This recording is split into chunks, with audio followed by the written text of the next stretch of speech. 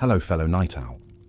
Before we begin our journey back in time, I want to take a moment to greet you wherever and whenever you may be. Whether it's morning, afternoon, or evening where you are, I'm glad you've chosen to join us here for tonight's gentle travel through the eras of our ancestors. If you don't mind, I'd love to know where in the world you're tuning in from and what time it is for you right now. Feel free to leave a comment and let me know. It's always fascinating to see the diverse range of places and time zones represented by this wonderful community of history enthusiasts and curious minds. And if you enjoy this kind of calm, immersive storytelling that blends education and relaxation, please consider subscribing so you don't miss future adventures through the annals of history. But for now, get nice and comfortable, settle in, and let me gently transport you back to a very different time and place. Tonight, we'll be exploring what life was like for women in medieval Europe, a period spanning roughly from the 5th to the 15th century AD. It was an era of knights and castles, plagues and crusades, soaring cathedrals and sprawling manors. A time of great change and upheaval, but also of entrenched traditions and social hierarchies. For the vast majority of women, daily life in the Middle Ages was a far cry from the romanticized images of chivalry, courtly love, and fairy tale princesses that tend to dominate our modern perceptions. The reality was often harsh, oppressive, and unforgiving, with few rights or freedoms afforded to women. From birth until death, most were subordinate to men, first their fathers, then their husbands, with little opportunity to determine their own fates. Of course, experiences varied somewhat depending on social class and circumstances. A wealthy noblewoman and a poor peasant girl undoubtedly led very different lives. But across the spectrum, women faced many of the same fundamental challenges and limitations deeply rooted in the prevailing cultural beliefs and practices of the time. In the hours ahead, we'll do a deep dive into many facets of medieval womanhood, tracing the typical trajectory from childhood through adolescence, marriage, and motherhood into old age. We'll explore their daily routines and responsibilities, their role within the family and society at large, the health issues and hardships they faced, and the strict moral codes that governed their behavior. Along the way, I'll share the intimate stories of several real medieval women whose lives left a mark on the historical record, for better or worse. Queens and commoners, nuns and noblewomen, healers and accused heretics, each one with a unique perspective to add to our understanding of this multifaceted era. But before we fully immerse ourselves in the distant past, let's start by setting the scene. Imagine, if you will, a world lit only by fire. A world where the rhythm of life revolved around the rising and setting of the sun. A world of extremes, of opulent grandeur for a privileged few, and grinding poverty for the downtrodden masses. Picture a landscape dotted with imposing stone castles, their towers and battlements looming over the countryside. Nearby, thatched roof cottages clustered around the manor house, smoke curling from their chimneys. In the distance, the spires of a grand cathedral pierced the sky, bells tolling to mark the canonical hours. The air would have been filled with the earthy scents of wood smoke, baking bread, and farm animals. The soundtrack a cacophony of barking dogs, braying livestock, ringing hammers and axes from the blacksmith and woodcutter. People toiled ceaselessly from sunup to sundown, with little respite from the daily struggle for survival. Into this world, a medieval girl was born. From her first breath, the odds were stacked against her in a way that's difficult for us to fully wrap our minds around today. In our modern world of advanced healthcare, technology, human rights and equality, it's sobering to confront just how brutally different life was for our foremothers. So as we step back in time tonight to walk a mile in their shoes, it's important to acknowledge our own 21st century perspective and prejudices. We cannot view the medieval world through a purely modern lens, nor judge its inhabitants by our own standards and values. Our aim is simply to better understand the context and conditions these women inhabited, to listen to their stories with an open mind, and in doing so, heighten our awareness of both how far we've come and how far we still have to go in terms of gender equality. So, without further ado, let us begin at the beginning, with a glimpse into the tenuous early years of a medieval woman's life. In the Middle Ages, childhood was a precarious and fleeting stage of life, perhaps even more so for girls than for boys. Infant mortality rates were heartbreakingly high by modern standards, with many estimates suggesting that 30 to 50% of children did not live to see their 5th birthday. Accidents, malnutrition and disease claimed countless young lives, and the spectre of an early grave hovered over every cradle. Even for those fortunate enough to survive infancy, the concept of childhood as we know it today, a carefree time of play, learning and discovery, scarcely existed for the vast majority. Children were viewed as miniature adults, with little special regard for their developmental needs and vulnerabilities. As soon as they were old enough to walk and talk, kids were expected to contribute to the family economy in whatever way they could manage, often assisting their parents with daily chores and labour. Childhood was essentially an apprenticeship for adulthood, a time to learn critical skills and prepare to take on mature roles and responsibilities. For girls, this meant focusing almost exclusively on domestic matters, with little opportunity for formal education. Unlike some of their male peers who might attend a parish school or receive tutoring from a learned cleric, most girls' schooling took place strictly within the home. From a very young age, girls were indoctrinated into their prescribed place in society. Modesty, obedience, and submission were the chief virtues instilled in them, along with practical homemaking abilities like cooking, sewing, spinning wool, and tending to children and the sick. Under the tutelage of their mothers, grandmothers, and older sisters, girls learned by observation and imitation, absorbing the habits and mores that would shape the rest of their lives. Biblical stories and religious instruction also played a key role in a young girl's moral upbringing, cementing her subservient position in the God-ordained hierarchy of the sexes. While some noble women might be taught to read and write, this was the exception rather than the rule. For the average peasant girl, formal learning was vanishingly rare, and female literacy rates were extremely low, hovering around 5% even among the upper classes. The education of girls was simply not seen as a priority compared to ensuring they were prepared for their ultimate destiny, becoming wives and mothers. And indeed, the end of childhood often came abruptly and decisively with the onset of puberty and marriage.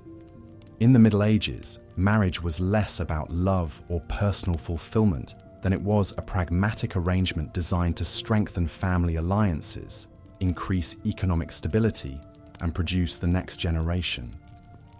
For girls, marriages were typically arranged by their father or another male relative, with little input from the bride herself.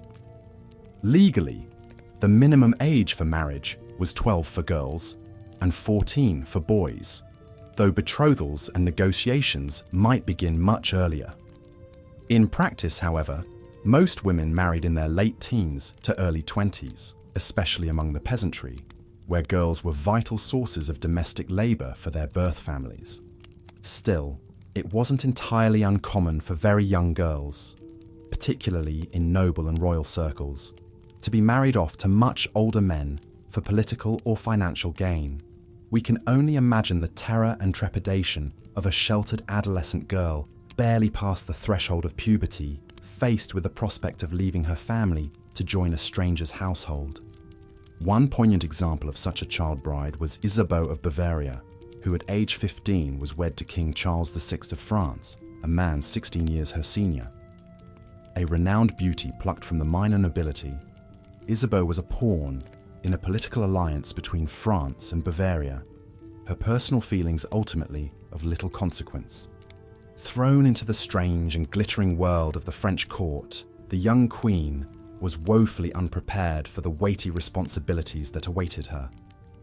Chief among these was the pressure to produce a male heir to secure the royal line, a duty that would utterly consume the next chapter of her life as a wife and mother. From our modern vantage point, it's difficult to overstate the physical and emotional toll that the transition from maidenhood to marriage would have taken on these young medieval brides. Torn from the only life they had known and thrust into an often overwhelming new role, many must have felt profoundly isolated and unmoored. Wedding ceremonies themselves were less elaborate affairs than we might picture today, with little of the white lace and pageantry that would come to characterize nuptials in later centuries. For common folk, a simple exchange of vows before witnesses, perhaps presided over by a priest, would suffice to seal the contract. Only the nobility could afford more lavish celebrations, and even then, the focus was more on sealing alliances and celebrating the families joining together than on the individual couple. The bride was essentially handed from one man's authority to another's, her own identity subsumed into that of her new husband.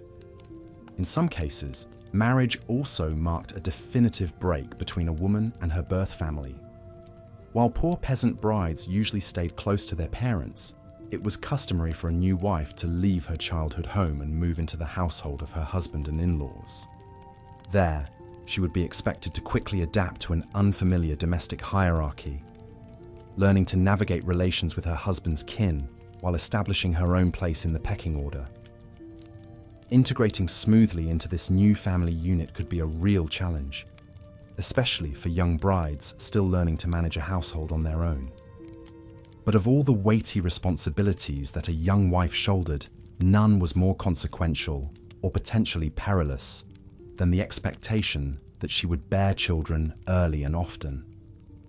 In an era of limited medical knowledge and high mortality rates, pregnancy and childbirth were risky endeavors that claimed many promising lives.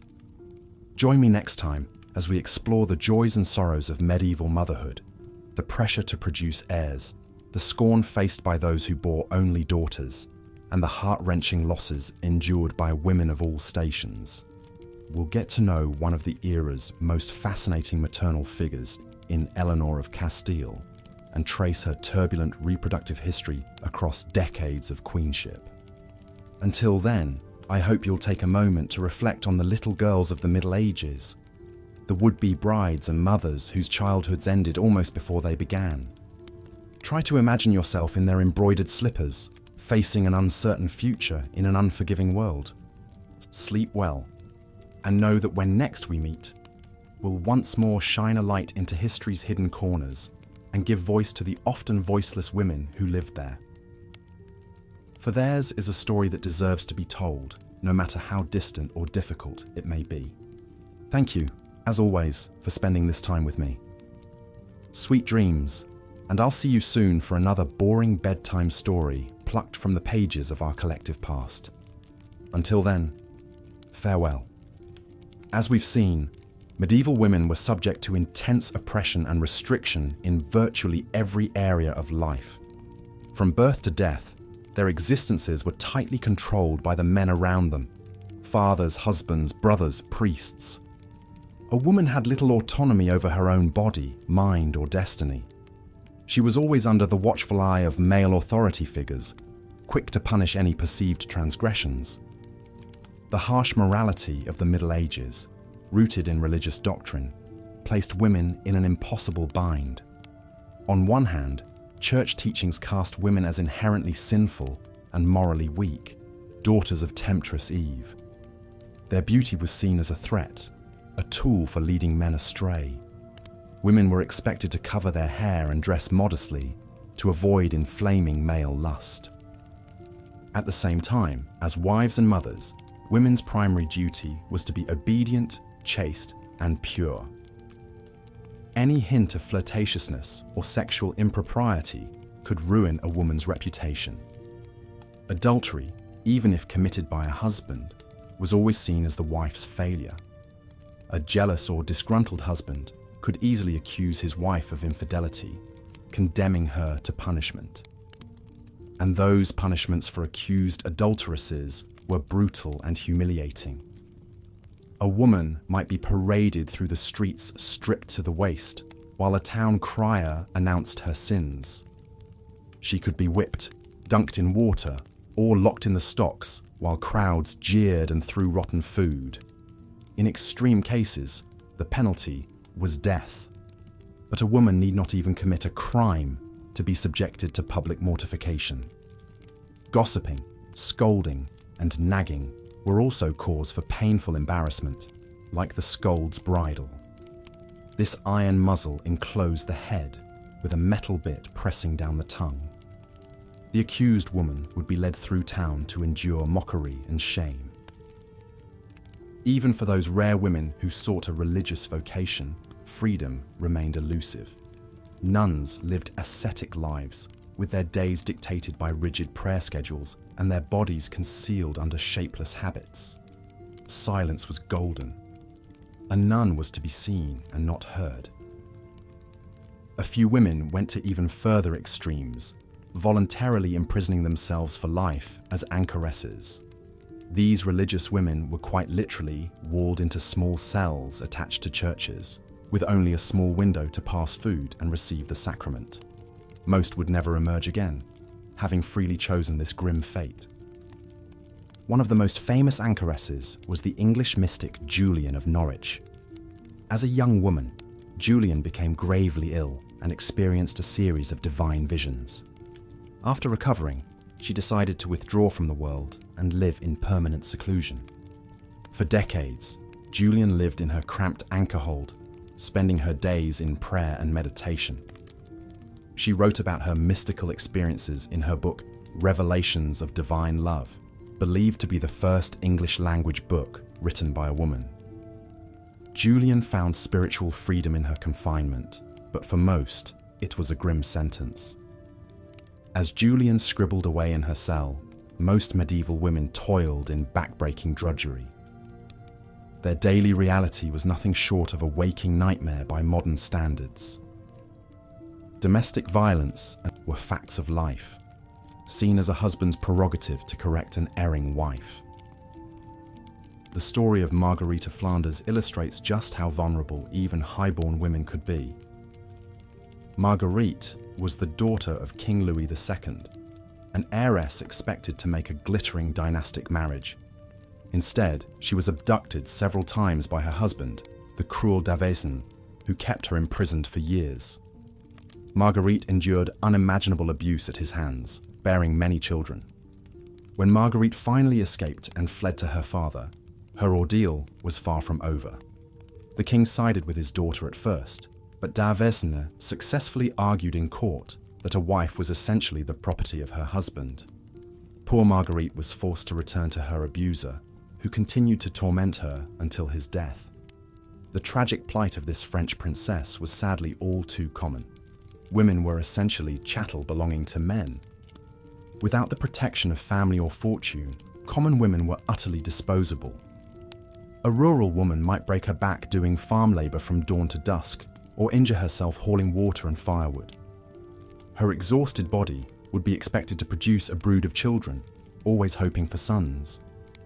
If she managed to survive the dangers of childbirth, she had to contend with near starvation as food was scarce. Malnutrition and repetitive stress would age her prematurely. Disease and poor hygiene ravaged her health. Fleas, lice, and bedbugs were constant companions. She was old before her time. For unmarried women, survival often meant resorting to begging or prostitution. Unattached females were viewed with deep suspicion by medieval society. Women were expected to be under the dominion of a man, either a husband or male relative. Without that protection and control, they were seen as dangerous and unnatural. Those who sold their bodies to scrape by lived on the margins in every sense. Prostitutes were simultaneously necessary and reviled. Cities like London had designated red light districts such as Southwark, where brothels could operate under license. But woe betide the woman caught plying her trade outside those boundaries.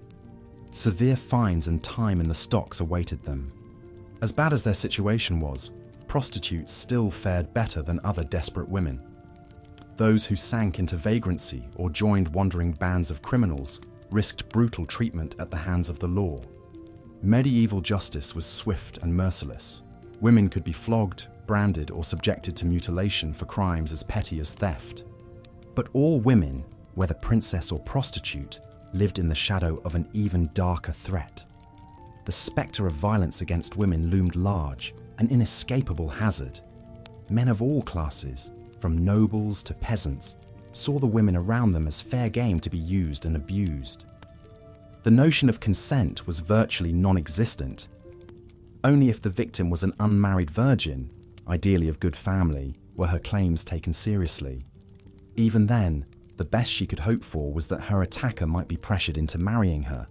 After all, he had ruined her, so it was the least he could do to make her his wife.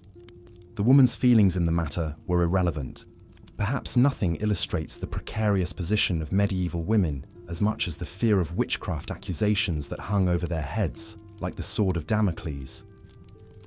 In a world where bad harvests or sickness striking down cattle could threaten a community's very survival, women were convenient scapegoats. Any woman who stood out, whether for her knowledge of Heblaw or her failure to conform, could find herself denounced.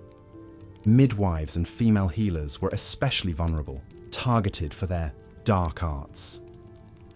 A woman who eased the pains of childbirth or nursed villagers through disease was just as easily painted as a consort of the devil. If crops failed or babies fell ill, she was blamed for wielding evil magic. Witch trials were sham affairs, with the outcome decided from the start. Accused women were stripped and searched for the devil's mark, some blemish or mole that supposedly proved their guilt. Confessions were extracted under torture, and not confessing was also seen as proof, so the innocent were damned either way. The lucky ones got off with being dunked in water or publicly humiliated. But many accused witches met a fiery end, burned at the stake before a jeering mob. The palpable misogyny of the witch trials served as a potent reminder to all medieval women that they walked a razor's edge. Any misstep or false move could prove fatal. Given this constant, suffocating oppression and threat of male violence, it's astounding that medieval women managed to carve out any shreds of agency and self-determination. But in small ways, some remarkable individuals did resist and rebel against the life that men and society prescribed for them. There was Christine de Pizan, one of the first professional female authors who dared to challenge the rampant woman-hating in male scholarly works. Her book, The Book of the City of Ladies, compiles the stories of notable women and directly confronts misogynistic arguments. As a widow who wrote to support herself and her children, de Pizan faced condescension from male intellectuals, but she persisted nonetheless, arguing passionately for women's moral and intellectual equality.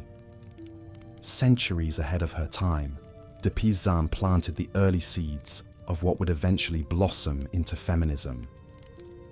And in the lives of many ordinary women, there were quiet acts of resilience and solidarity. Women relied on each other for support in the birthing room and formed networks to care for each other's children. In the fields, they shared gossip and complaints, finding fleeting moments of levity and laughter amid the toil. Mothers carefully taught their daughters the skills they would need to survive their lot in life, from managing a household to navigating the treacherous waters of marriage. They armed the next generation with the tools to endure, if not overcome, the hardships that awaited them. Yes, the overall picture of life for medieval women is grim. Their world was one of relentless drudgery, suffering, and submission. And yet, it's crucial to recognize that women were never merely passive victims. They found ways to claim power and agency where they could, in ways big and small. Through it all, they displayed remarkable grit, grace, and resilience. As we close out our journey through the harrowing realities of medieval womanhood, it's worth reflecting on just how far we've come. Today, the notion that women are the property of men, to be disposed of as they see fit, is abhorrent. And while accusations of witchcraft may still fly in some cultures, we no longer burn women at the stake for crimes they did not commit. But even as we acknowledge this progress, we must remain clear-eyed about the very real injustices and oppressions women continue to face worldwide. The forms may have changed, but the fight for true equity and freedom is far from over. Medieval misogyny may seem like a distant relic, but its echoes still reverberate today. So as you drift off to sleep, take a moment to appreciate the profound strength and courage of the women who came before us. They bore the unbearable and, in so doing, paved the way for future generations to forge a better path. We stand on the shoulders of the medieval women who endured, and we owe it to their memory to keep striving for a world where every woman can live with dignity, safety, and liberty. The road ahead may be long, but as Christine de Pizan so eloquently wrote, the female sex has been left defenseless for so long that some men think it is the way it has to be. Brick by brick, we are proving those men wrong and building a new reality. Medieval women may have lived in a time of darkness, but their unbreakable spirits lit the way forward, candles in the night, guiding us on. And that, my friends, is boring history worth remembering at bedtime. Sweet dreams. The poor hygiene and sanitation of medieval times made life unpleasant for everyone. But women faced extra challenges in managing their monthly cycles. Without the convenience of modern menstrual products, most women relied on homemade cloth pads or rags that were washed and reused.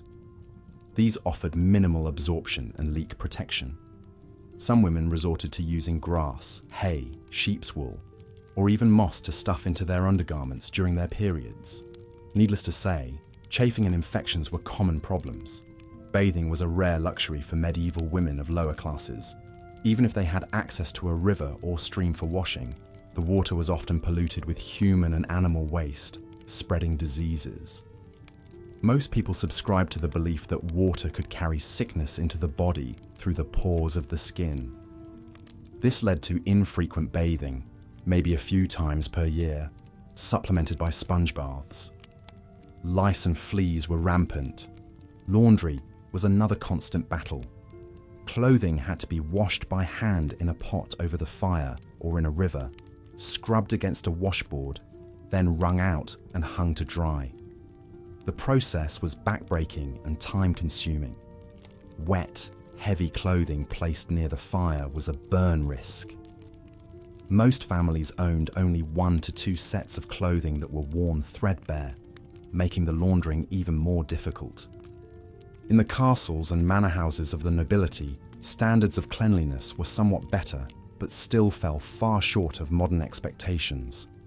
The wealthy could afford servants to heat water, prepare baths, and launder clothing more regularly.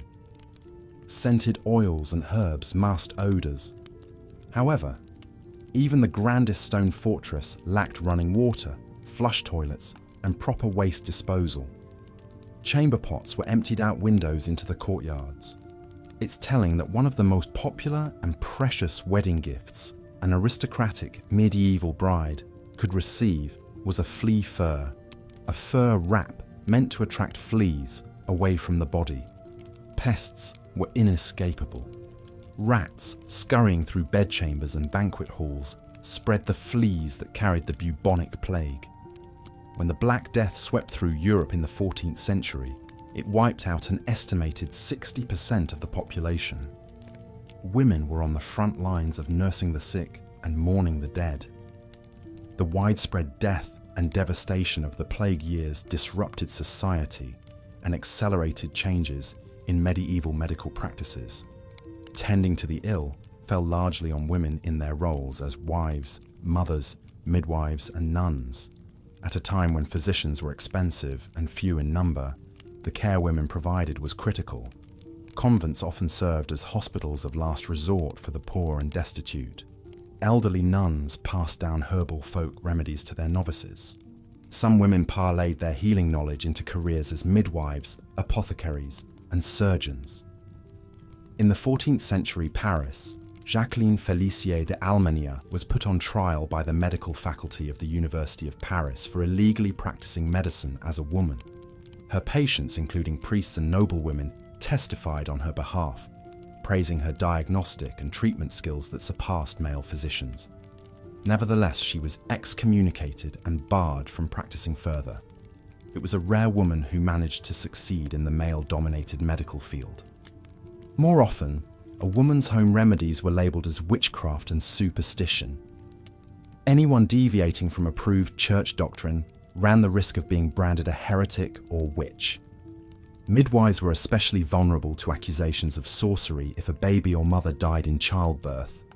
If a woman was knowledgeable about plants and herbs for easing pain or ending pregnancy, she could be condemned for consorting with the devil. The wise woman of a village might be respected as a healer in her youth, but reviled as a witch in her old age. Inquisitors interrogated and tortured suspects, coercing confessions. Once a woman was accused, it was near impossible to prove her innocence, especially if she was unmarried or elderly with no male relatives to defend her. Women comprised over 80% of the estimated 50,000 to 100,000 unfortunate souls executed for witchcraft between 1500 and 1660. Witch hunts and burnings were the ultimate manifestation of the medieval patriarchy's need to control and punish women who dared defy cultural norms. Even a woman who strove to be a perfect wife, mother, and Christian was still tainted by Eve's original sin, viewed as weak-willed and prone to temptation. To safeguard her virtue, a woman's role was submission and service, hidden away in the domestic realm of motherhood. Venturing out invited male attention and the ruin of her reputation. An unmarried woman was a liability, unable to fulfill her sole purpose of producing children. A married woman was her husband's property, to be protected or punished as he saw fit, regardless of her feelings on the matter. With so much of a woman's worth bound to her fertility, the pressure to bear children was immense. Pregnancy was a state of hope and fear as the spectre of death in childbirth loomed. Noble women were considered successful if they produced at least one male heir who survived infancy. Queens who failed to deliver a prince might be cast aside in favour of a more fertile consort. The chilling fates of Henry VIII's wives come to mind. Peasant women had more reason to dread pregnancy and childbirth without access to the best food, living conditions, and attendance. Malnourishment left many women with rickets, a vitamin D deficiency that deformed their pelvises, making labour even more difficult and dangerous. Birthing a baby often took days, even a week, of sweat, blood, and pain. If labour seemed unending, a midwife might recommend opening the official birthing girdle of the Virgin Mary, kept in the local parish treasury, and placing it on the mother's stomach to speed delivery. This relic was of little practical use. Midwives did their best to ease suffering with herbal tinctures and salves, but could only hope to catch the baby and save the mother from farta. Isabeau's plight was not unique. For girls born into noble families, one's wedding day often came well before one's 18th birthday. Political alliances and strengthening family ties took precedence over a young bride's readiness or personal choice in the matter. Though a privileged queen, Isabeau still faced many of the same challenges as women of lesser means when it came to marriage and motherhood in medieval times.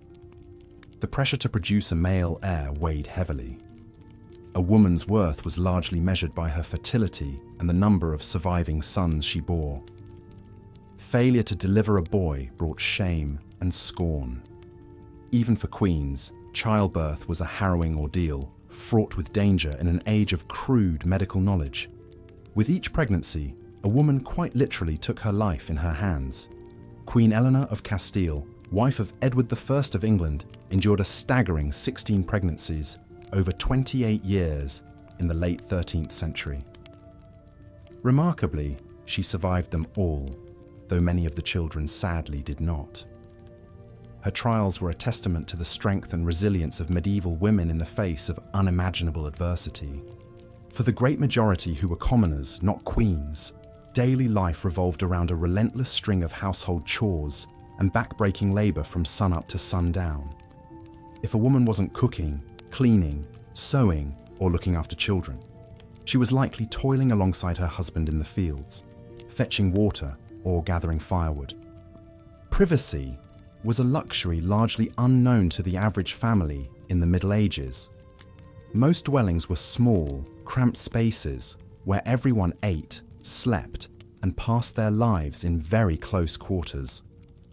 Beds were shared out of necessity, a common enough practice, but one that could certainly breed tension and strife between couples or parents and children. Hygiene and sanitation left much to be desired by modern standards. Fleas, lice, and other pests were facts of life. Chamber pots sat within arm's reach, and waste was often tossed into the streets. It's no wonder that disease ran rampant in medieval towns and cities. But perhaps no aspect of a woman's life was as trying and tragic as the lack of control over her own destiny. The concept of personal freedom and self-determination as we know it today simply did not exist for the vast majority of women in the Middle Ages. From cradle to grave, a woman's path was dictated by the men in her life: fathers, husbands, brothers, sons. Even a woman of considerable talents and intellect was hard-pressed to forge an independent existence. The French writer Christine de Pizan stands out as a rare exception. After losing her husband at a young age, de Pizan defied convention by supporting herself and her children as a professional scribe and author. In her most famous work, The Book of the City of Ladies, she imagined an allegorical city populated by great women of history and mythology. It was a revolutionary act of the imagination in a time when the prevailing wisdom held that women were weak, fickle creatures, incapable of reason or virtue. But de Pizan's proto-feminist thinking was centuries ahead of its time. For most medieval women, their bodies were not fully their own. They were at the mercy of their husbands' desires and whims, subject to physical and sexual abuse with little recourse. Marital rape was not a concept, as a woman was considered her husband's property. Domestic violence was a husband's prerogative. If a beaten wife dared to complain, she was more likely to be chastised for provoking his anger than to see justice served. Even a high-born heiress had little protection against an abusive spouse. When Marguerite, the Countess of Flanders, displeased her cruel husband Louis of Maille, he had her abducted, imprisoned, and threatened with execution in the 14th century. Her story reads like a Gothic nightmare, but it was all too real for countless medieval women. The Church, which permeated every aspect of medieval society, often reinforced oppressive attitudes toward women. Ever since Eve tempted Adam with the forbidden fruit, women had been seen as inherently sinful, morally suspect seductresses who led men astray. Female sexuality was something to be stifled and strictly controlled. A woman's foremost duty was to remain chaste and pure, ideally as a virgin consecrated to Christ, but if not, as a virtuous wife and mother. Woe betide any woman who stepped outside those narrow lines of acceptable behavior. The consequences could be severe: a ruined reputation, abandonment, physical punishment, even death in extreme cases.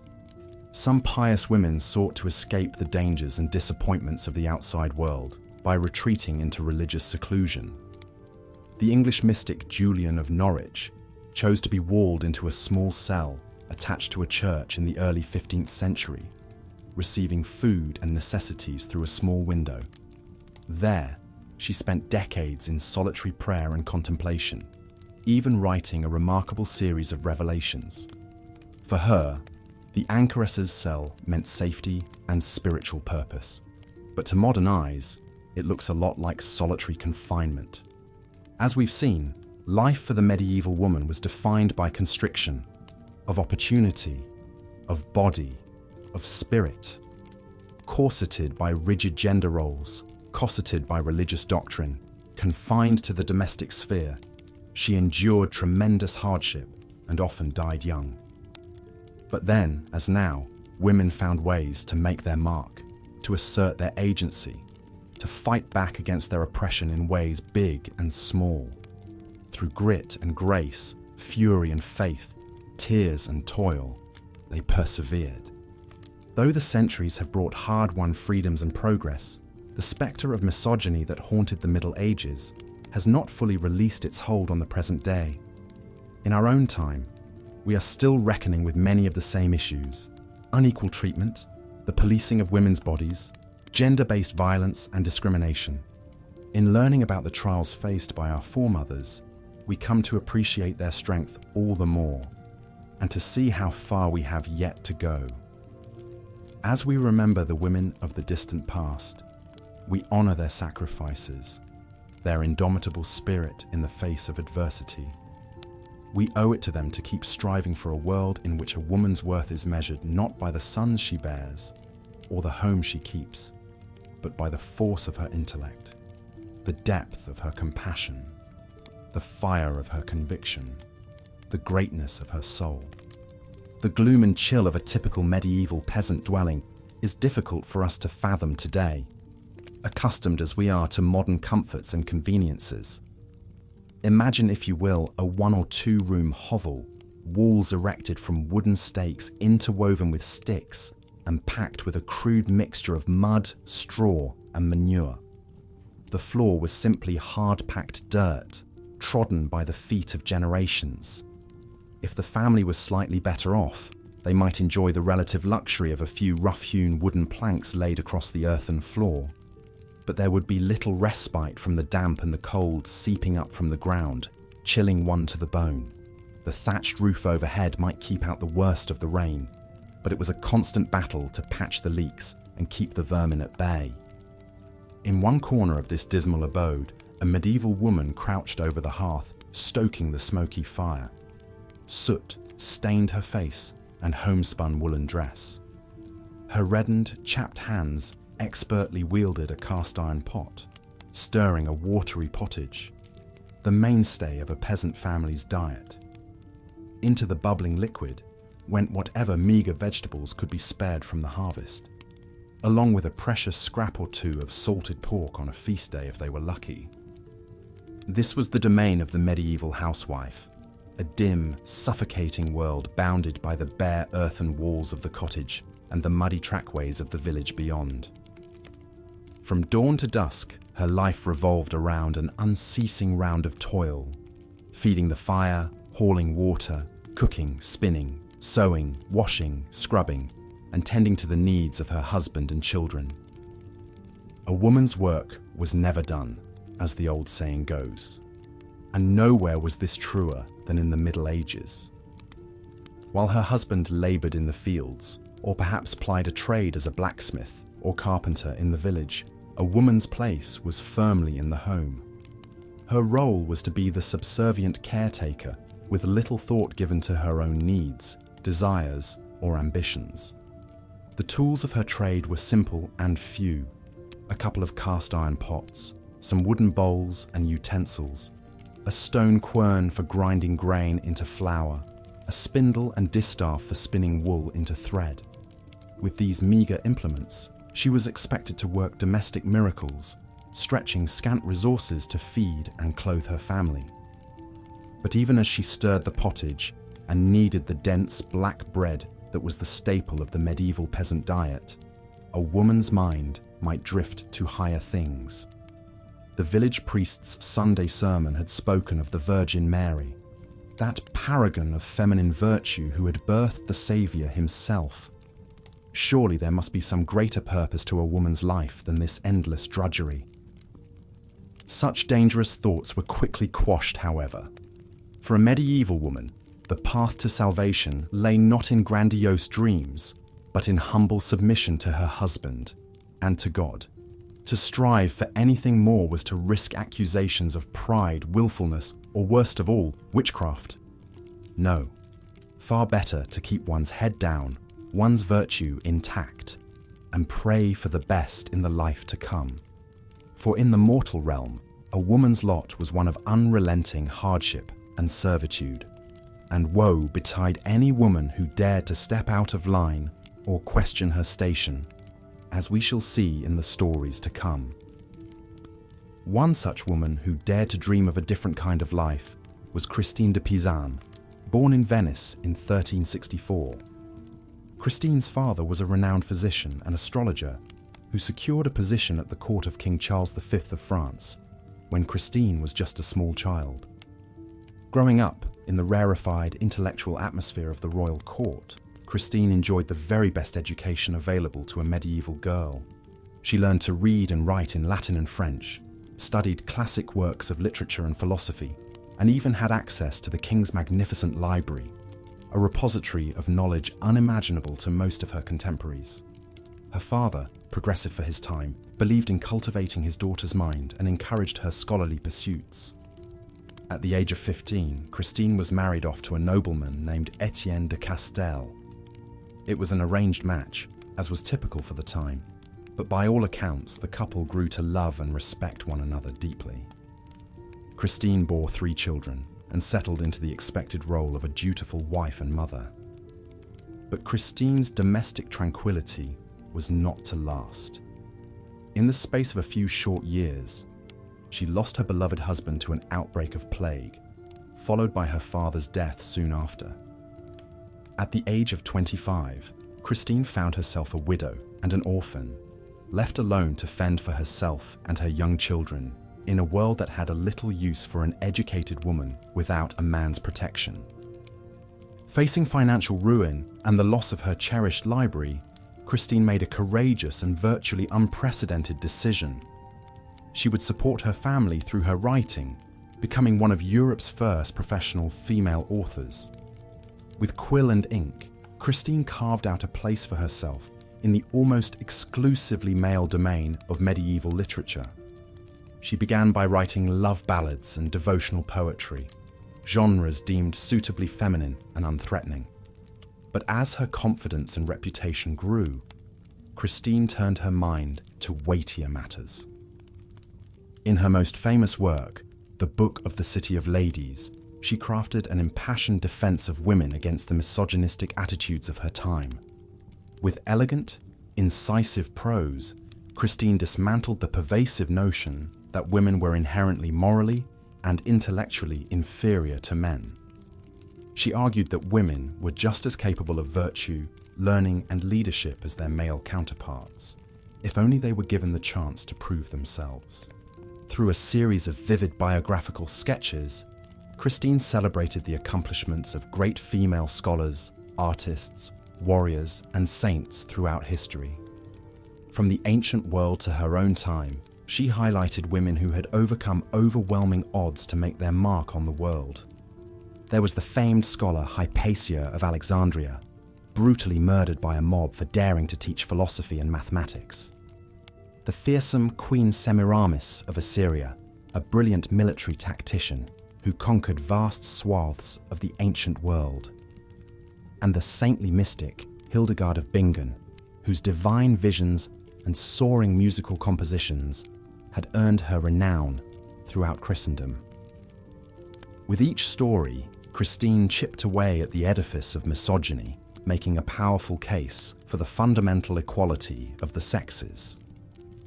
Her radical message resonated with a small but growing audience of educated women who saw in Christine a beacon of hope in a society that sought to keep them in the shadows.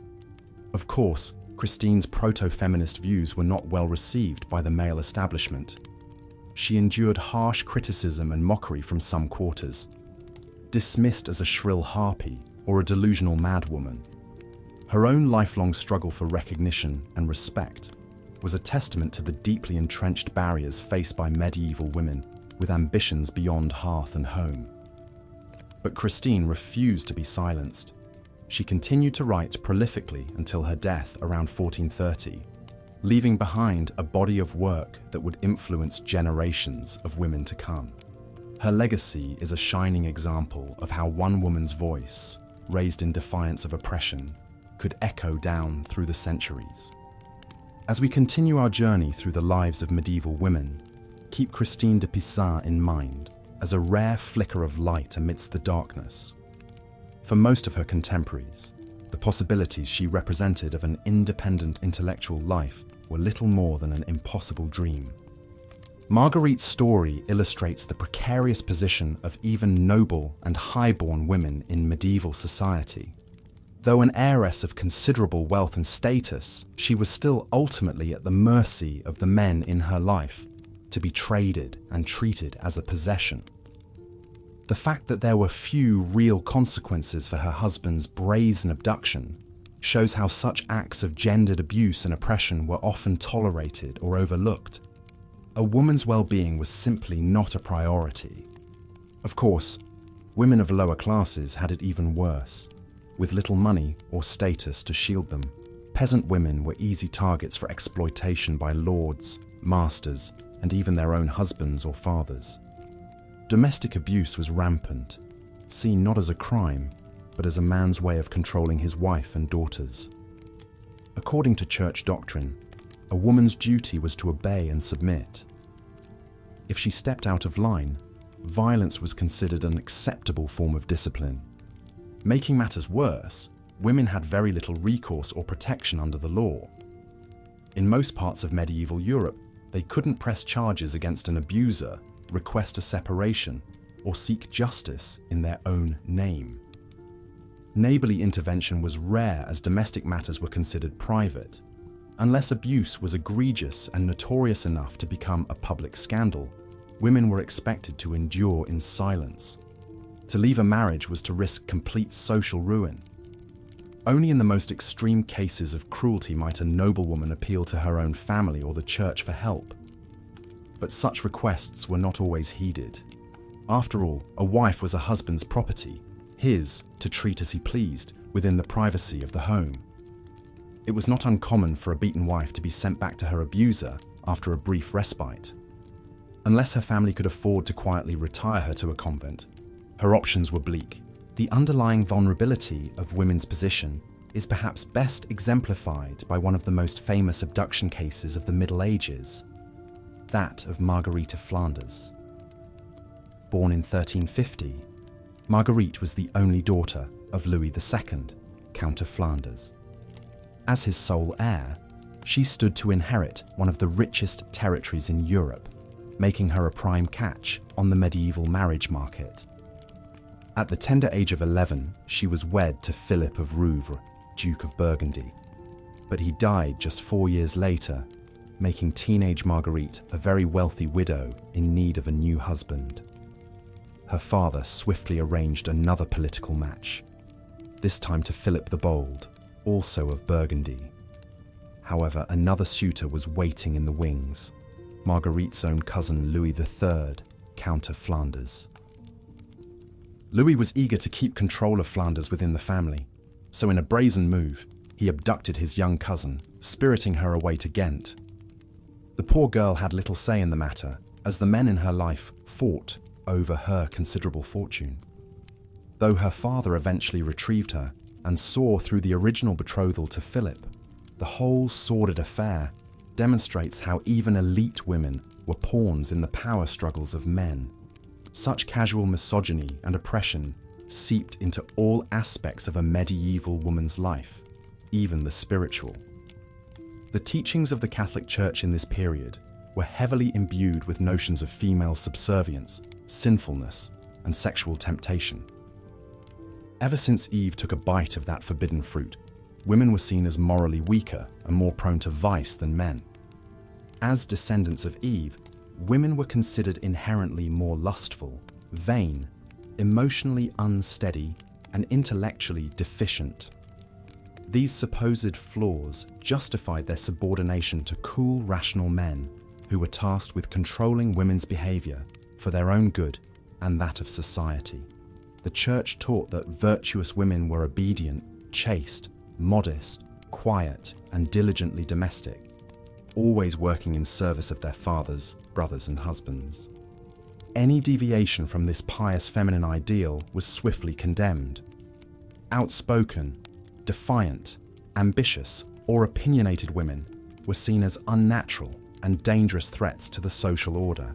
And of course, those who engaged in unsanctioned sexual behavior, sex outside of marriage, adultery, or prostitution, were painted as wicked temptresses leading men into sin. Never mind that it was usually men coercing and exploiting women into such compromising situations in the first place. So it's no surprise that one of the worst labels a woman could attract was that of a witch. The medieval church saw witchcraft as the ultimate expression of feminine evil, a woman enthralled to the devil, using supernatural powers to subvert male authority and corrupt the innocent. What sort of woman would draw such dire accusations? Often she was a social outcast of some kind, a widow living alone, an unmarried older woman, a midwife or herbalist, a beggar, or someone who didn't quite fit into the prescribed role of demure wife and mother. Such vulnerable women made the perfect scapegoats for any kind of misfortune that might befall a community, from failed crops to sickness to impotence. And the flimsiest of evidence could justify horrific torture and execution methods, from burning at the stake to hanging to drowning. The much-feared witch hunts of the early modern period had their roots in the medieval church's deep distrust and demonization of uncontrolled female power. Of course, the vast majority of women were far from powerful, quite the opposite. Whether highborn lady or lowly peasant, women led extremely circumscribed lives, their agency limited at every turn by the men who dominated them. And so they turned to prayer. Religion was one of the few spheres that offered women some measure of autonomy and self-expression, albeit in highly controlled forms. Becoming a nun was a rare alternative to marriage, allowing some women to pursue a life of the mind insulated from male demands. Female mystics were also grudgingly tolerated, even revered, so long as they confined their spiritual visions to properly doctrinal subjects. One such mystic was Julian of Norwich, an English anchoress who lived a radical form of the monastic life. In her 30s, she requested to be permanently enclosed or anchored in a small cell attached to a church, where she would spend the rest of her days in solitary prayer and contemplation. The door to her cell was sealed shut in a solemn ceremony, with the expectation that she would never pass through it again, even in death. Her body would later be removed through the high window facing the church interior. For decades, Julian lived in this stone room, no more than 15 paces long, receiving food and necessities through a small opening. And yet, this life of unimaginable isolation and deprivation was still preferable to marriage for some women. At least as an anchoress, Julian was beholden to no man save Christ. She could devote herself fully to her spiritual practice, without the burdens of domestic duties or childbearing. Through her high window, she also served as a kind of counselor to parishioners, offering prayers and advice. In this role, she gained a measure of influence and authority rarely granted to women. Her mystical visions, recorded in her book, Revelations of Divine Love, even dared to describe God in feminine terms as a nurturing mother. For a woman to put forth her own theological interpretations was a bold move, to say the least. That her writings survived at all is a testament to the respect she commanded in her community. But Julian's unconventional life was still ultimately one of deprivation and enclosure. Like all medieval women, she lived at the mercy of a patriarchal church and society that saw the female sex as a threat to be contained. Whether trapped in a loveless marriage, confined to a draughty castle, or bricked into a monastic cell, women had precious little control over their own destinies. Their world was one of forced choices and roads not taken, of talents and dreams denied. Submission, silence, and survival were the orders of the day. Medieval women may not have conceptualized their plight in terms of equality or justice, but they surely felt the constraints on their minds and bodies as a kind of slow suffocation, a narrowing of possibilities.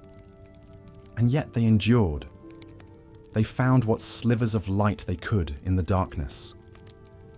They took pride in what they could: their children, their handiwork, their faith. They sustained their communities and their families as best they knew how. And in so doing, medieval women laid the foundation for the advancements of subsequent generations. Their sacrifices, their strength, and their quiet resilience paved the way for greater freedoms to come. So as we drift off to sleep tonight, let us honor these forgotten foremothers. Let us dream of the lives they might have lived in a world that cherished them fully.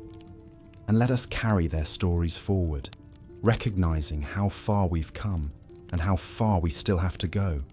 For in the end, women's history is human history. Our liberation is forever bound up with one another. And with that, I bid you good night. Rest well, dear listener, and dream of kinder times.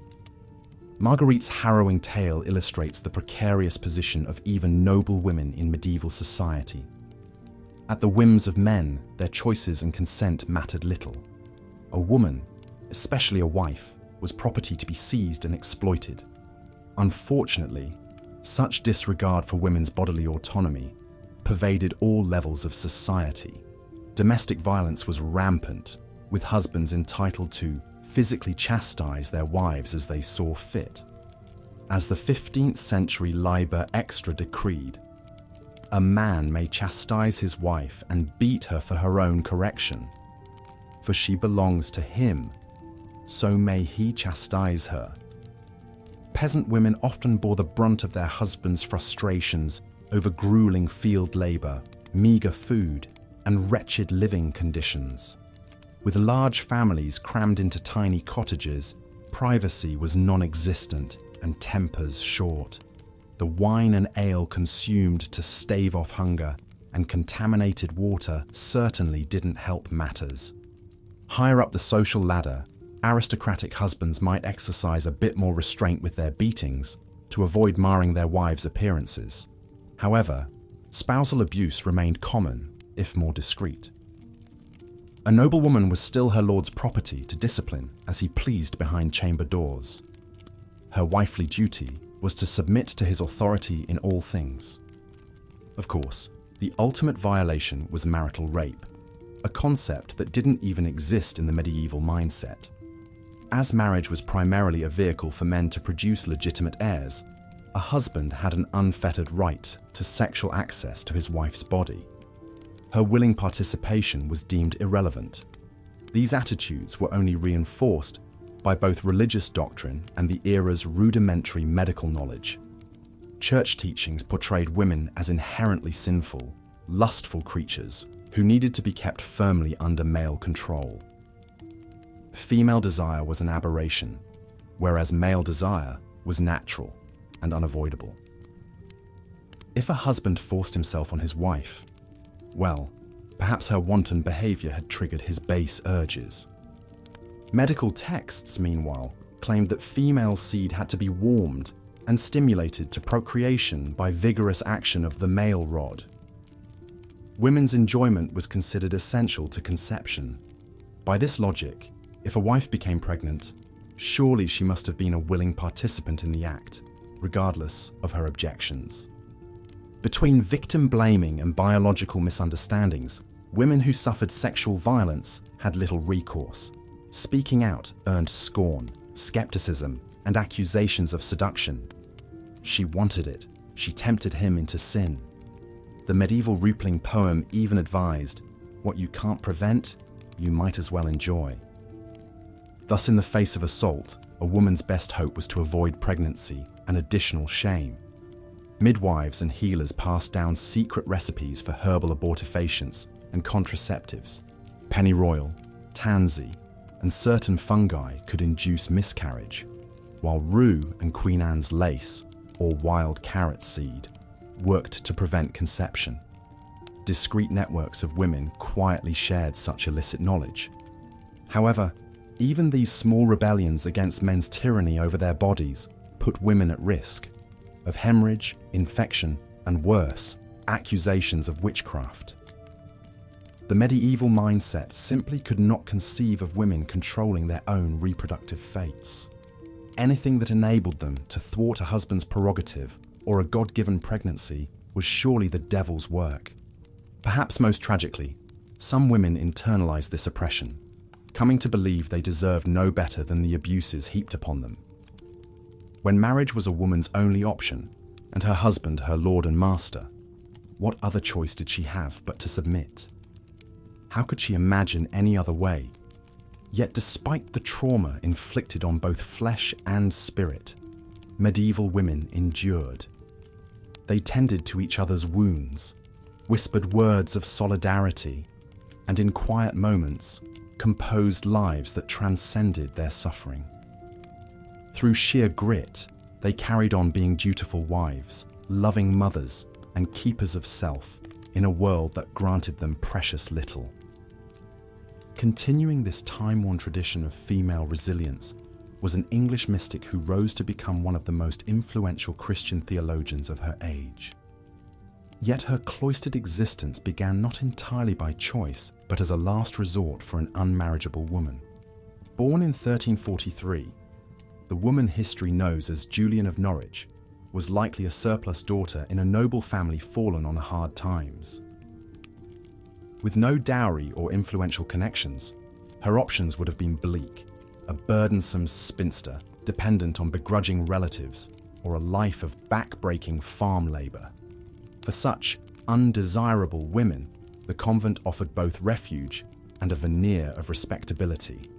Thus, in her early 30s, Julian committed herself to one of the most extreme forms of the religious life, that of an anchoress. Literally walled up in a small cell attached to the side of a church, she would spend the rest of her days in prayer and contemplation, never emerging into the light of day. The requisite ceremony carried all the gravity of a funeral mass, and understandably so.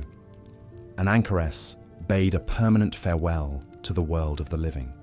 The bishop would sprinkle the tomb of her cell with dust and intone, ashes to ashes, dust to dust. With the finer bricking of the cell door, she was considered dead to all she previously knew. Entering her tomb while still very much alive, Julian likely felt a mixture of terror and relief. By the grace of God, she had escaped the trials of marriage and motherhood that consumed and destroyed so many women. Yet she had condemned herself to a kind of living death, trapped in a stone prison scarcely large enough to lie down in. Still, for the pious Julian, even this harsh existence must have seemed preferable to being some man's chattel. An anchoress enjoyed a degree of autonomy almost unthinkable for a medieval woman. Subsisting on alms left by the faithful, she was beholden to no husband or father. Her days were her own to spend in solitary devotion to her heavenly spouse. Moreover, in a society that regarded most women's words as worthless prattle, an anchoress' pronouncements carried rare spiritual authority.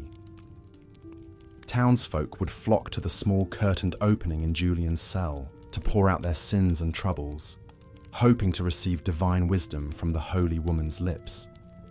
And dispense wisdom Julian did, though of a surprisingly progressive bent for her time.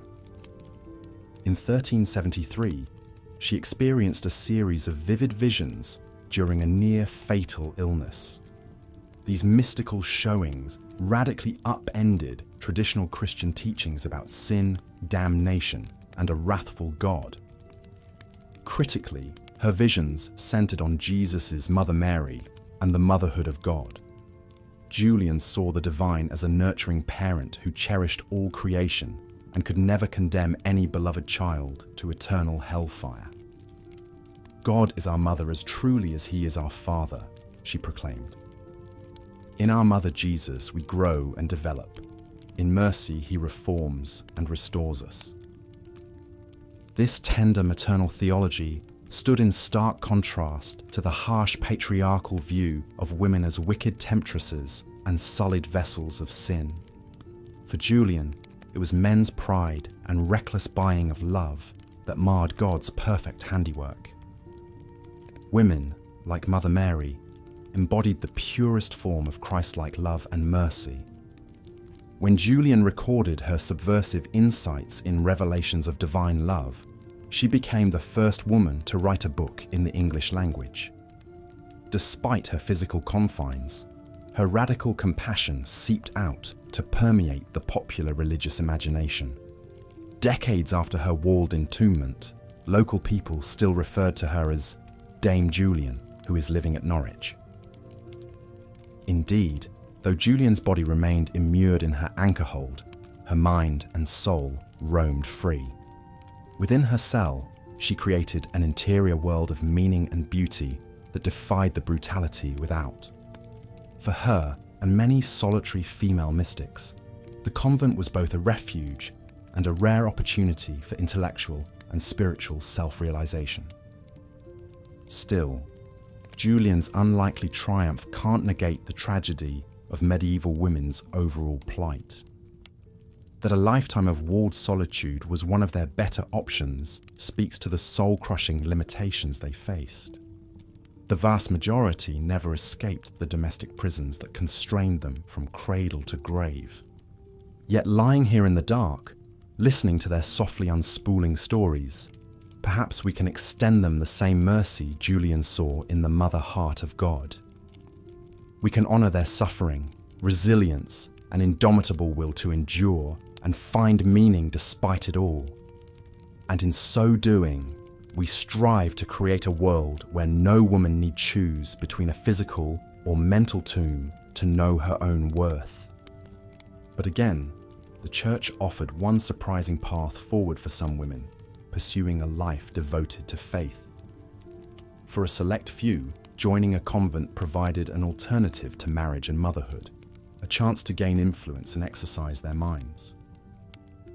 One remarkable woman who took this path was Hildegard of Bingen, born in 1098 to a noble family in the Rhineland. As the 10th child, she was tithed to the church and sent to live in a monastery at the tender age of 8. Rather than being oppressed by this cloistered life, Hildegard flourished. She experienced mystical visions from a young age, which she documented in vivid theological writings. Her musical compositions were groundbreaking, from stirring hymns to the first known morality play set to music. As an adult, Hildegard went on to found her own abbey and gain widespread fame as a prophet and intellectual across Europe.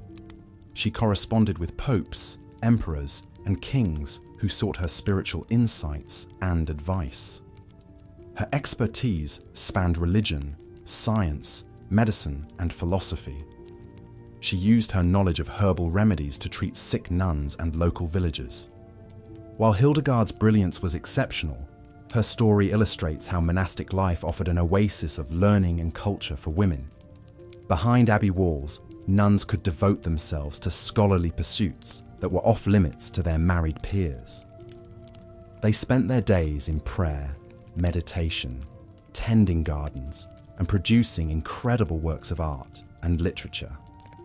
The copying of manuscripts and illumination of sacred texts were common tasks. With this freedom to read, write, and create, their minds could wander and grow. Of course, the monastic path was not without sacrifices. Nuns took vows of poverty, chastity, and obedience, surrendering earthly pleasures and attachments. Their lives were governed by strict routines of prayer and labor, and they were still ultimately under the authority of male religious leaders. But for women with a sincere spiritual calling, the convent was a refuge from the trials of the outside world. Another famous religious woman of the era was Catherine of Siena, born in 1347 to a large working-class family in Italy. From early childhood, Catherine was extremely devout and resisted her parents' attempts to make her an advantageous marriage. She took vows as a Dominican tertiary, or lay member of the order, at age 18, and committed herself to a life of prayer, fasting, and service to the sick and poor. Like Hildegard, Catherine experienced mystical visions of Christ and was regarded as a living saint. She was also unafraid to speak truth to power.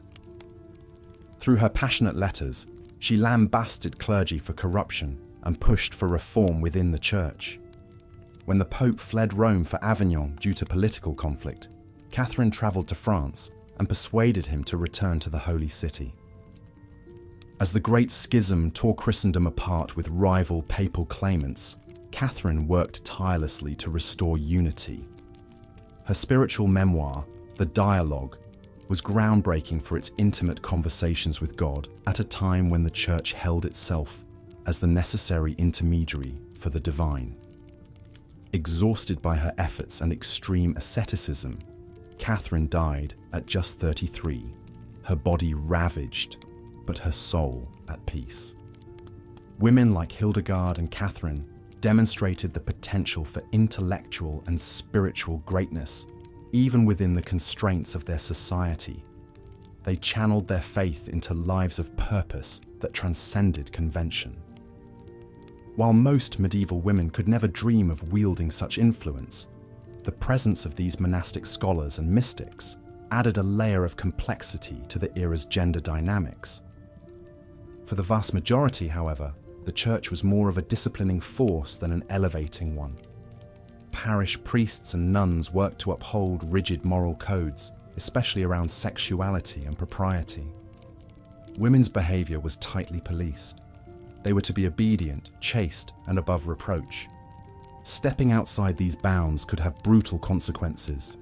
In the 13th century, the medieval Inquisition began cracking down on heretical threats to church doctrine.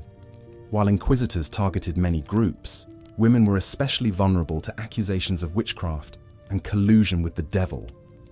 What exactly constituted witchcraft was often vague and all-encompassing. Anything from ominous mutterings to mysterious potions could be grounds for suspicion. As fear and superstition swirled, midwives and female healers became prime targets. Their knowledge of childbirth and herbal remedies was interpreted as dark magic. One notorious manual for identifying witches was the Malleus Maleficarum, or Hammer of Witches, published in 1487. This lurid text advanced the idea that women were naturally more susceptible to the devil's temptations due to their fickle, carnal natures. It included a script for interrogating accused witches that usually led to confessions under torture. Those found guilty faced horrific deaths. Beheading, hanging, or burning at the stake in public spectacles meant to terrify others into piety and conformity. While the full-fledged witch hunts peaked in the 16th to 17th centuries, their roots lay in the medieval church's deep mistrust of women's power. Of course, the spectre of witchcraft could also be used for more cynical ends. Charges might be levied to punish a woman who spurned a man's advances or dared to speak her mind too boldly.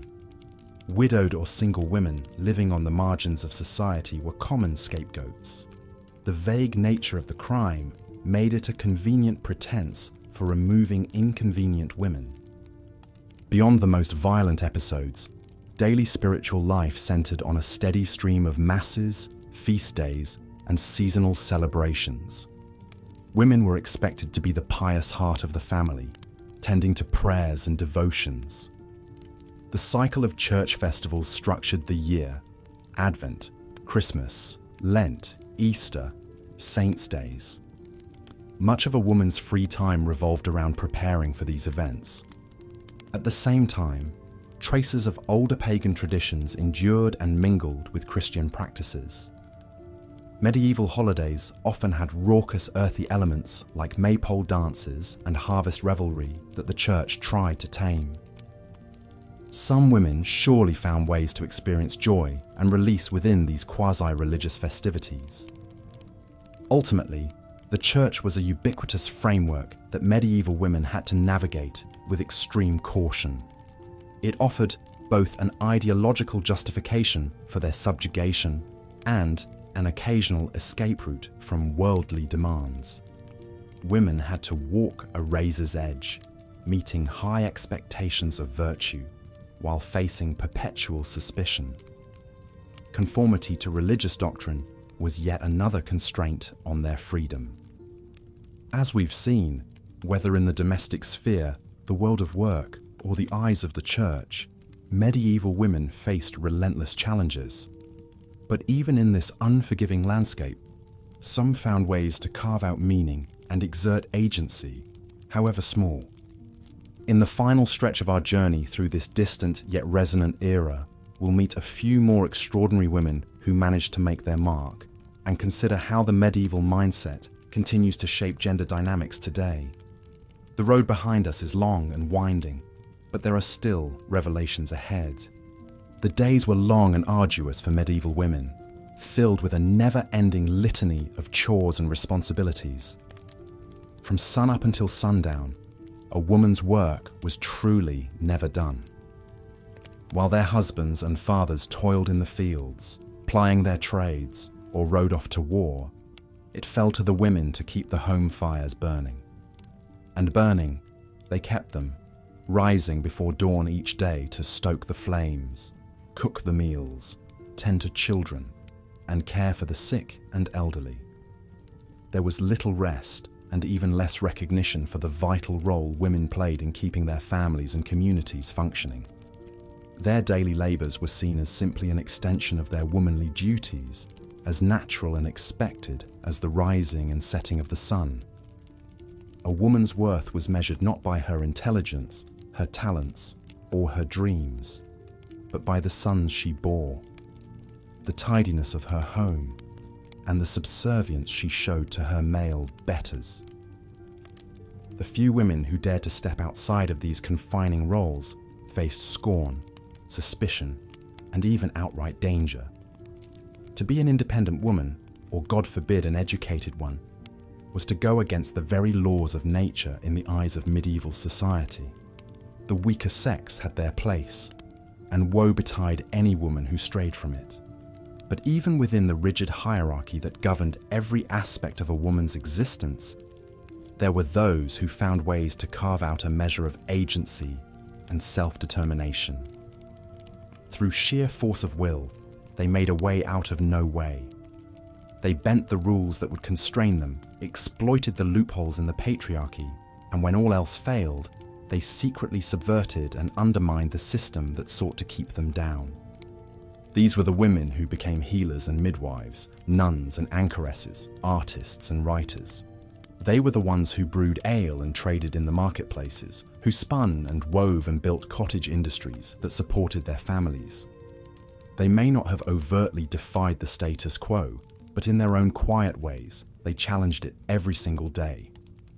One such woman was Christine de Pizan, often regarded as Europe's first professional female writer. Born in Venice in 1364, Christine's intellectual gifts were recognized and nurtured from a young age by her forward-thinking father. Educated alongside her brothers, Christine dove headlong into the study of languages, classic literature, and the sciences, pursuits that were essentially off-limits to girls and women at the time.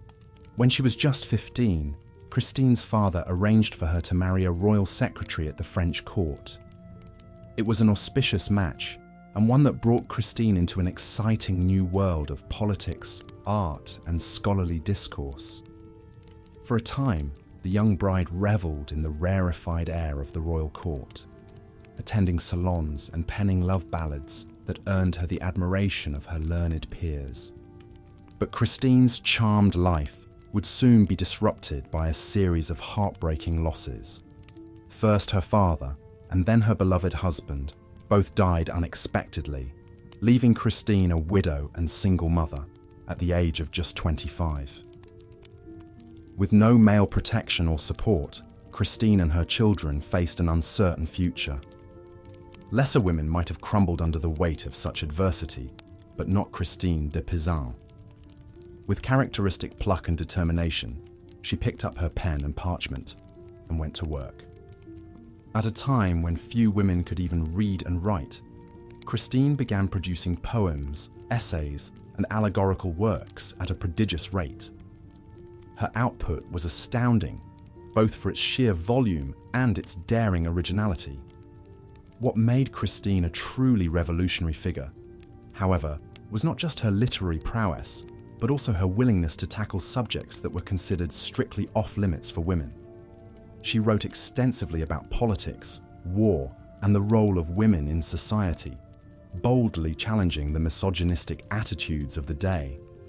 Her most famous work, The Book of the City of Ladies, was a spirited defense of women's intellect and capabilities, and a scathing critique of the many injustices they faced. In this groundbreaking text, Christine reimagined history from a female perspective, celebrating the accomplishments of great women throughout the ages. She conjured a utopian city populated and governed entirely by women, where they were free to pursue knowledge, art, and self-fulfillment without limits. It was a radical vision for its time, and one that would plant the seeds of feminist thought for generations to come. Through her words, Christine de Pizan not only made a name and a living for herself, but she also opened up new possibilities for women in the world of letters. She showed that a woman could be both a serious scholar and a commercially successful author, paving the way for other gifted female writers to follow in her footsteps. Of course, Christine's remarkable success story was very much the exception rather than the rule in medieval times. For the vast majority of women, the pursuit of education and intellectual endeavours remained an impossible dream. Most could not read or write, and even those who could were often discouraged or outright forbidden from doing so by the men in their lives. The idea that women were mentally inferior to men was so ingrained in medieval society that it was practically accepted as gospel truth. Learned scholars and religious leaders devoted endless pages to elaborate theories about the deficiencies of the female mind. Women, they argued, were too weak, too emotional, and too easily swayed by temptation to be trusted with serious matters of the intellect. These beliefs had very real and damaging consequences for medieval women's health and well-being. With little understanding of female biology, physicians routinely misdiagnosed and mistreated women's medical issues. Menstruation was seen as a curse, a sign of women's inherent uncleanliness. Menopause was considered a form of madness. And childbirth, that most quintessentially female experience, was a perilous undertaking that claimed countless lives. In the absence of trained doctors and midwives, women were left to rely on folk remedies, superstition, and the wisdom of other women to see them through their most vulnerable moments. Herbal concoctions were brewed to ease the pain of labour, amulets and charms clutched in the hopes of ensuring a safe delivery. But all too often, these desperate measures were not enough. Even for those women who did survive the dangers of childbirth, the spectre of death was never far off. Disease and malnutrition were rampant, and accidents a constant threat in a world lit only by fire. A simple cut could lead to a fatal infection. A fall from a horse or down a flight of stairs could leave a woman crippled or worse. And if a woman did beat the odds and make it to old age, she was likely to be widowed, impoverished, and utterly reliant on the charity of others. In a society with no social safety nets, the fate of an aging woman was often a grim one indeed. With no husband or male children to provide for her, she might be forced to beg for scraps or move in with resentful relatives who saw her as nothing more than a burden. If she was lucky, she might find work as a servant or caregiver, eking out a meagre living in her final years. But all too often, she would simply be left to fend for herself, abandoned and forgotten by a world that no longer had any use for her. It's a bleak picture, to be sure, but it's important that we don't forget the harsh realities faced by our foremothers. Their struggles, their sacrifices, and their quiet acts of resilience paved the way for the freedoms and opportunities we enjoy today. We stand on the shoulders of giants, even if their names have been lost to history. But as much as we might like to imagine that we've left the injustices of the past behind us, the truth is that women's rights remain a work in progress. Even now, in the 21st century, women around the world continue to face discrimination, violence, and oppression on a daily basis.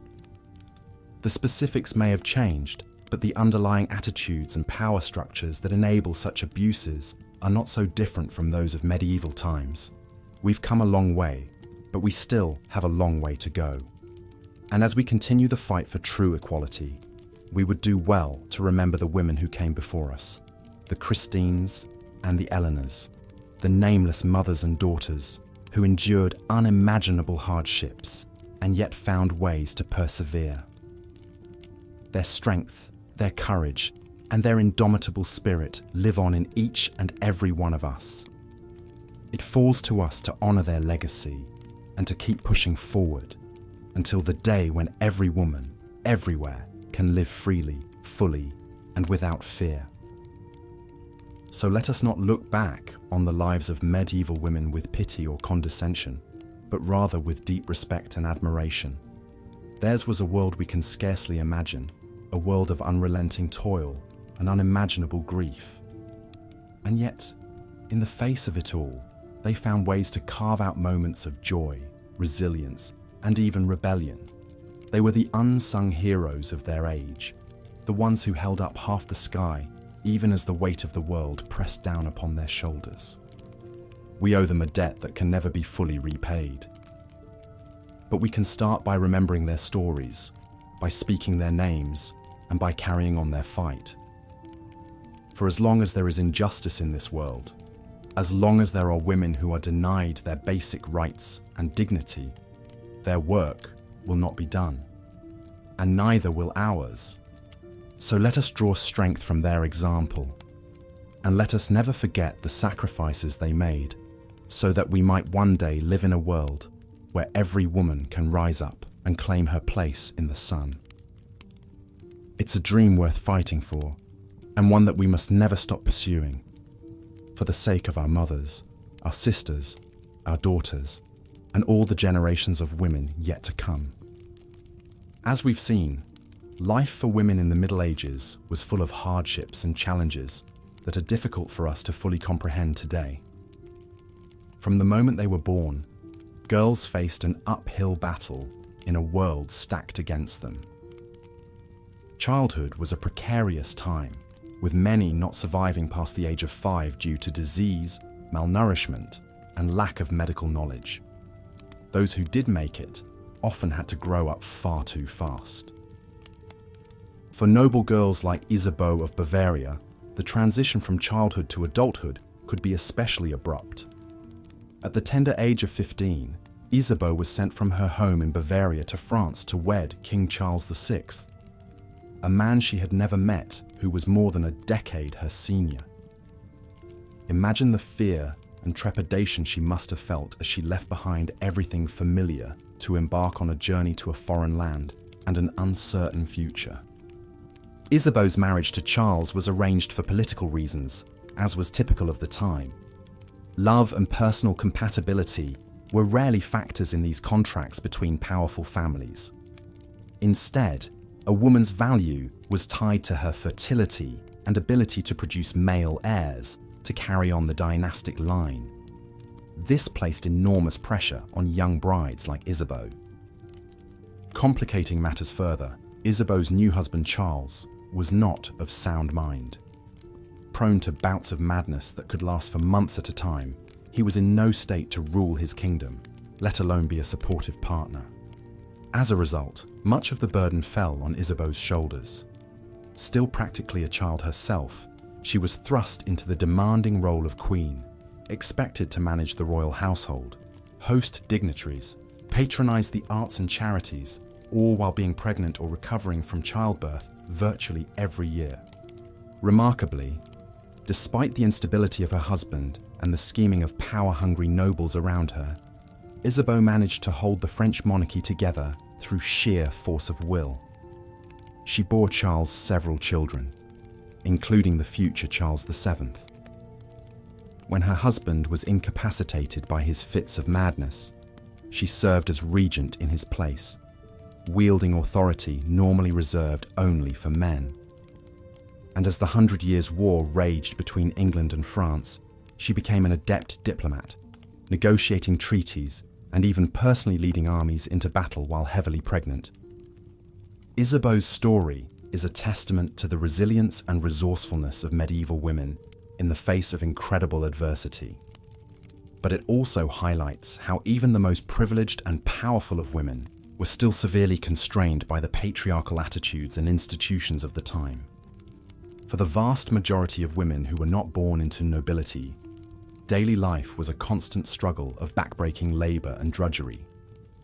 Whereas wealthy women like Isabeau had servants to handle cooking, cleaning, and childcare, peasant women had to shoulder all of the domestic burdens themselves on top of helping their husbands with farming and other laborious tasks. The lives of medieval peasant women revolved around an endless cycle of repetitive, physically demanding chores from sunup to sundown. There was water to be fetched from the well, firewood to be gathered, animals to be fed, bread to be baked, and meals to be cooked in heavy iron pots over hot, smoky fires. Clothes had to be washed by hand in the river or local stream, then hung to dry. Candles and soap had to be made from rendered animal fat. And of course, there was the constant spinning of wool into yarn. So ubiquitous a task for women that spinster became a term for an unmarried woman. With all of these essential duties to perform, peasant women had precious little leisure time. Noble women, by contrast, were freed from most of this menial labor, but they too lacked control over their own time and activities. When not tending to their required religious devotions, noble women were expected to spend their days on respectable feminine pastimes like needlework, music, and overseeing the servants, with little opportunity to pursue their own interests and ambitions outside of the domestic sphere. Regardless of class, the one thing virtually all medieval women had in common was their subservient position to men. Daughters were under the authority of their fathers, wives under that of their husbands. Women had few legal rights and protections of their own. Instead, they were seen as property to be transferred from one man to another, their value tied to their dowry, their chastity, and their ability to bear children. Even within the home, a woman had little autonomy. Husbands had the right to make all decisions for the household and to control their wives' behavior and movements as they saw fit, by force if necessary. Domestic violence was rampant, as men were taught it was their husbandly duty to chastise and discipline their wives, physically or otherwise, if they stepped out of line. Marital rape was not a concept. A woman's body belonged to her husband to use as he pleased. If a woman dared to defy her husband, or was perceived to have damaged his reputation or honor, the consequences could be severe. When Marguerite of Flanders was abducted on her wedding day by her furious husband, Louis of Maille, who accused her of infidelity, she was imprisoned in her own castle for 2 years. Louis eventually released her after the Pope threatened him with excommunication, but the scandal followed Marguerite for the rest of her life. Such was the dilemma of medieval women. Damned if they did and damned if they didn't. On the one hand, they were expected to be perfect paragons of virtue, chastity, and obedience. Their every move was scrutinized for the slightest hint of impropriety that could tarnish their reputation and that of their family. At the same time, women were seen as inherently sinful and morally weak creatures, forever tainted by the legacy of Eve, the original temptress. This contradiction placed women in an impossible bind, and the church and society at large were all too eager to police their behavior. Modesty and purity were demanded at all times. Women were to be silent and hidden, lest they lead men into temptation with their dangerous feminine wiles. Daring to express sexuality or engage in any unapproved contact with men, even something as innocuous as dancing or flirting, could brand a woman as a harlot. Punishments for accused unchaste behavior included public whippings, dunking in water, exile from the community, and even in extreme cases, death.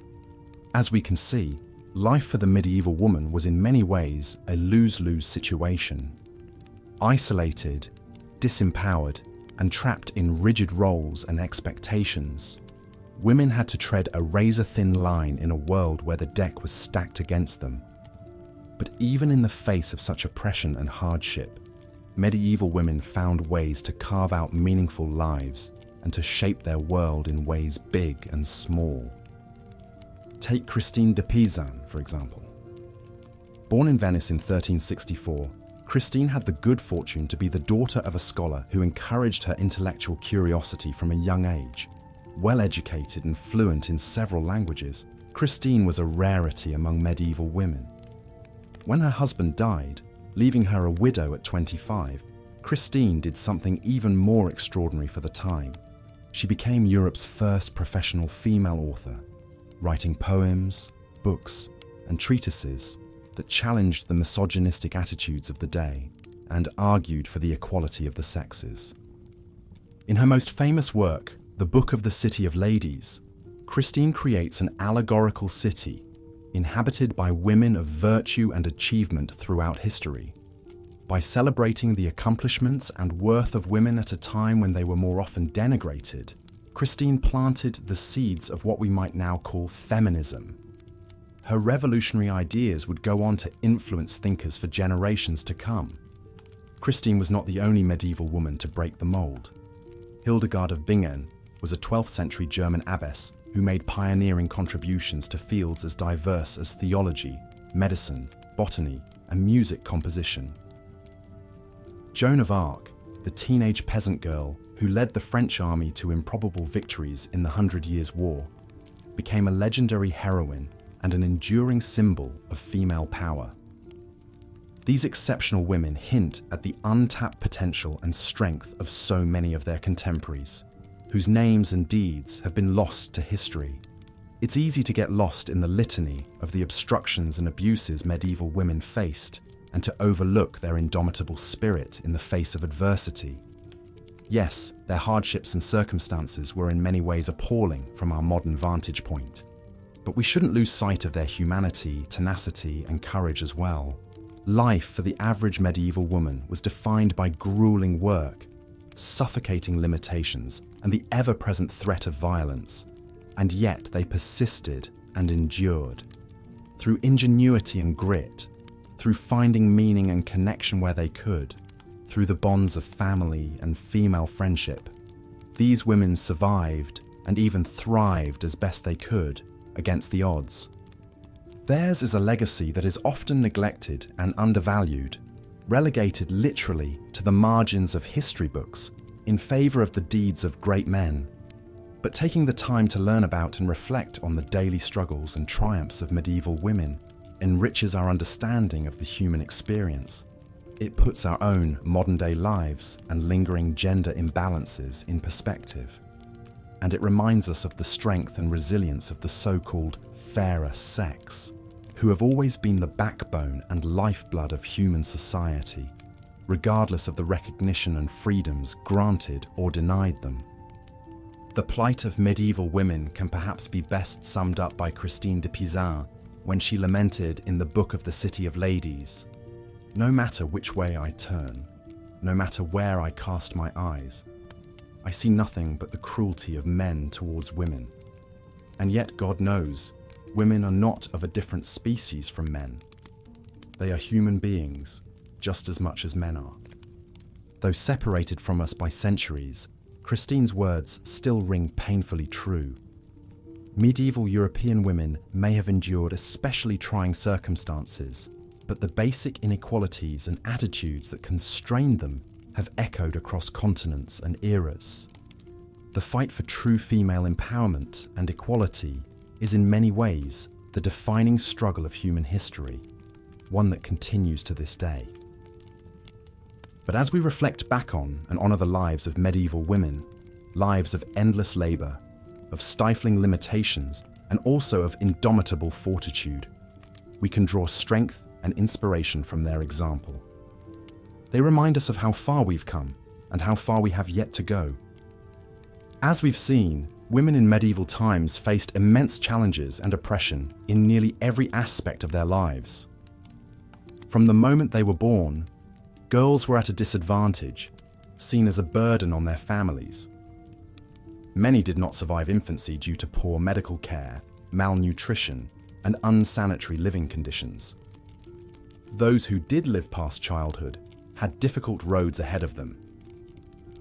Education for girls was minimal, focused mainly on basic literacy, religious doctrine, and skills to make them good wives and mothers, like needlework, cooking, and household management.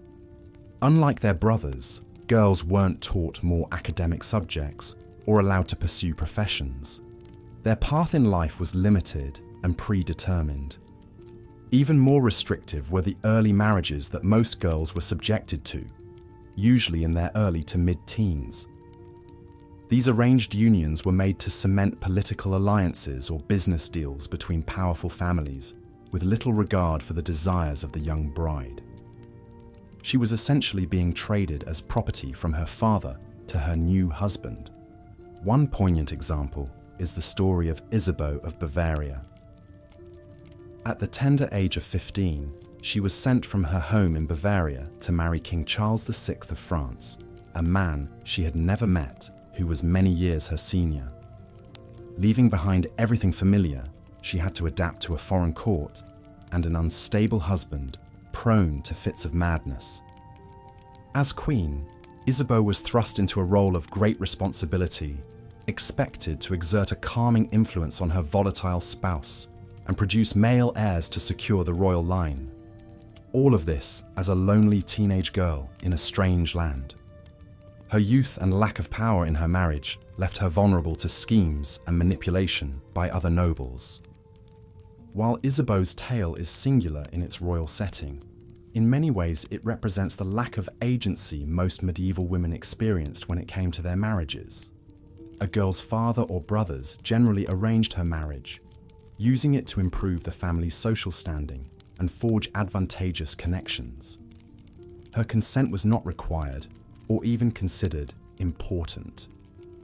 Once married, a woman came under her husband's authority and was expected to obey him as lord and master. Her key duties were to manage the household, which was no easy task, and bear as many children as possible, especially sons. Failure to produce a male heir was seen as a wife's fault, not her husband's, and could result in her being scorned or even cast aside. Childbirth itself was incredibly perilous in an age before modern medicine. Maternal mortality rates were extremely high, with many women dying in childbed from complications like hemorrhage or infection. Babies too faced grim odds, as disease, accidents, and poor nutrition claimed many before their first birthdays. Even queens were not immune to these dangers. Over the course of her marriage, Eleanor of Castile, wife of King Edward I of England, endured a staggering 16 pregnancies. While she did manage to provide several surviving sons, including the future King Edward II, Eleanor suffered many losses as well. Records indicate at least 3 of her babies were either stillborn or died shortly after birth. Others survived infancy only to be cut down by the illnesses that ran rampant in medieval times. Eleanor's own health was damaged by so many pregnancies and deliveries. She developed a prolapsed uterus, a painful condition that plagued her later years. In an era of limited contraception and no anesthesia or antibiotics, pregnancy was practically unavoidable for most married women and posed a serious threat to their well-being every time. But it was their duty to their husbands and society to keep bearing children despite the risks. This was just one of many ways a woman's needs and comfort were considered secondary to a husband's desires and the family's reputation. Her very life could be expendable in the quest for heirs. Such was the reality in a world where women were judged chiefly on their fertility and had few rights over their own bodies. Beyond the tribulations of multiple dangerous pregnancies, day-to-day domestic life for the typical medieval housewife was full of hardship and drudgery.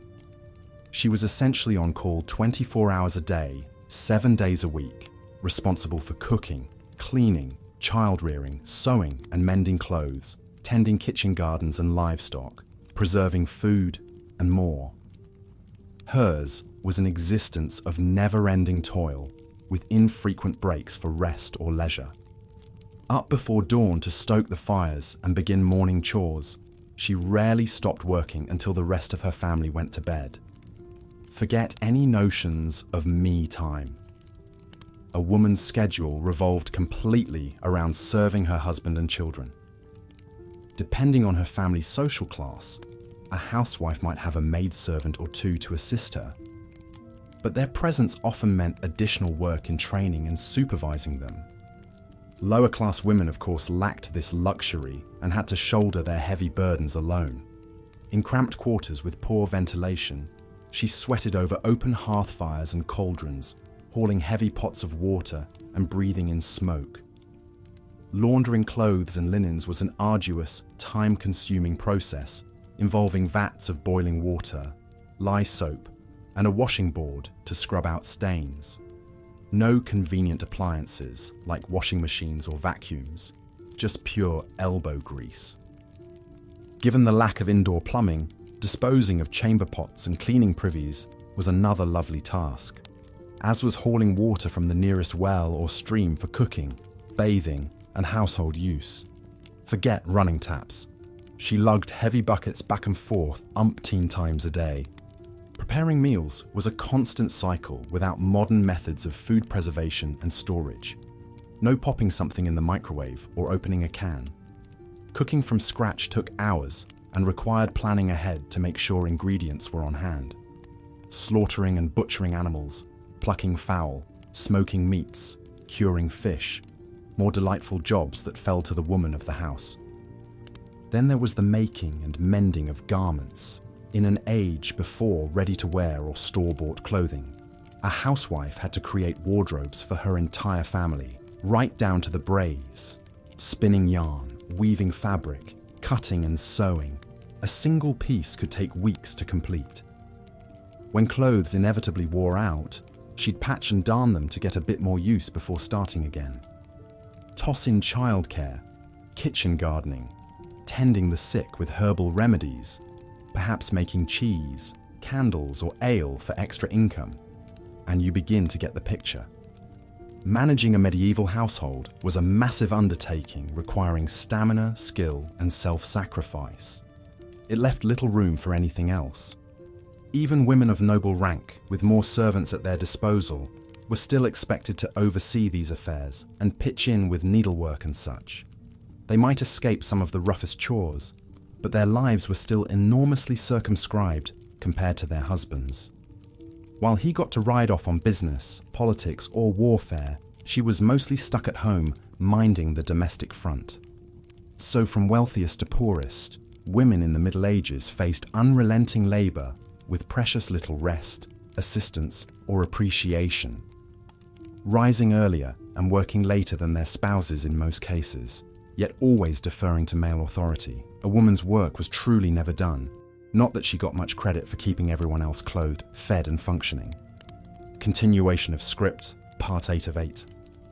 While the anchoresses like Julian of Norwich found their calling in seclusion and contemplation, other religious women took a more active role in medieval society.